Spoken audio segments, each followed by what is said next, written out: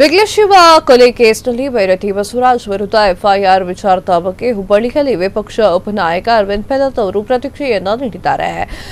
ಭೈರತಿ ಬಸವರಾಜ್ ಸಹಚರರ ಕೊಲೆ ಕೇಸ್ನಲ್ಲಿ ಇದ್ದಂತಹ ಮಾತ್ರಕ್ಕೆ ಅವರ ಮೇಲೆ ಎಫ್ಐಆರ್ ಎಷ್ಟು ಸರಿ? ಫಾಲೋವರ್ಸ್ ಕೊಲೆ ಕೇಸ್ನಲ್ಲಿ ಇದ್ದಾರೆ ಅಂತಂದ್ರೆ ಭೈರತಿ ಮೇಲೆ ಎಫ್ಐಆರ್ ಅನ್ನು ಹಾಕಲಾಗಿದೆ.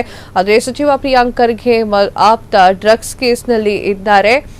ಹಾಗಾದ್ರೆ ಆ ಒಂದು ಪ್ರಕರಣದಲ್ಲಿ ಪ್ರಿಯಾಂಕ್ ಖರ್ಗೆ ಮೇಲೆ ಯಾಕೆ ಎಫ್ಐಆರ್ ಆಗಿಲ್ಲ ಅಂತ ಕಿಡಿಕಾರಿದ್ದಾರೆ. ಭೈರತಿ ಬಸವರು ಕೊಲೆ ಪ್ರಕರಣ ಸಂಬಂಧಪಟ್ಟ ಮೇಲೆ ಎಫ್ಐಆರ್ ಆಗಿದೆ, ಅದ್ರ ಬಗ್ಗೆ ಏನು ವಿಚಾರ? ಅಲ್ರಿ, ಭೈರತಿ ಬಸವರಾಜ್ ಅವ್ರ ಫಾಲೋವರ್ ಯಾರ ಇದು ಮರ್ಡರ್ದಲ್ಲಿ ಇನ್ವಾಲ್ವ್ ಆಗ್ಯಾರ ಅಂತ ಹೇಳಿ ಭೈರತಿ ಬಸವರಾಜ್ ಮೇಲೆ ನೀವು ಕೇಸ್ ಹಾಕ್ತೀರಂತಂದ್ರೆ, ಇಲ್ಲ ಪ್ರಿಯಾಂಕಾ ಖರ್ಗೆ ಅವರು ಫಾಲೋವರ್ ಡ್ರಗ್ ಡೀಲಿಂಗ್ ಕೇಸಲ್ಲಿ ಸಿಕ್ಕನಲ್ಲ, ಮತ್ತು ಪ್ರಿಯಾಂಕಾ ಖರ್ಗೆ ಅವ್ರ ಮೇಲೂ ನೀವು ಕೇಸ್ ಹಾಕ್ಬೇಕು. ಅದ ಮಾನದಂಡ ಹಿಡ್ಕೊಂಡು ಹೋದ್ರೆ ಅಂದ್ರೆ ಅದಂಗ್ ಮಾಡಕ್ ಆಕೈತಿ? ಯಾರೋ ಒಬ್ಬ ಐತಲ್ಲ ಅವ್ ಮರ್ಡರ್ದಾಗ ಇನ್ವಾಲ್ವ್ ಅದಾನಂತಲ್ಲ, ಅವನ ಮೇಲೆ ಆಕ್ಷನ್ ತಗೋರಿ ನೀವು.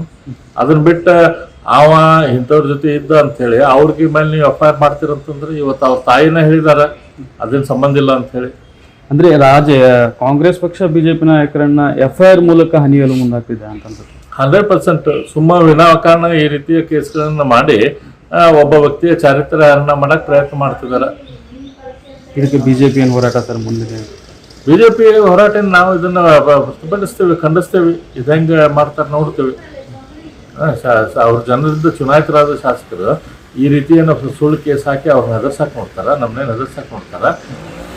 ಸಾಧ್ಯ ಇಲ್ಲದ್ದು ಸರ್. ತಮ್ಮ ಪಕ್ಷದ ಕ್ಷಣ ಕ್ಷಣದ ಸುದ್ದಿಗಳಿಗಾಗಿ ಫ್ರೀಡಂ ಟಿವಿ ಸಬ್ಸ್ಕ್ರೈಬ್ ಮಾಡಿ, ಲೈಕ್ ಮಾಡಿ ಹಾಗೂ ಫಾಲೋ ಮಾಡಿ. ಹೊಸ ಸುದ್ದಿಗಳ ನೋಟಿಫಿಕೇಶನ್ಗಾಗಿ ಬೆಲ್ ಐಕಾನ್ ಮೇಲೆ ಕ್ಲಿಕ್ ಮಾಡಿ.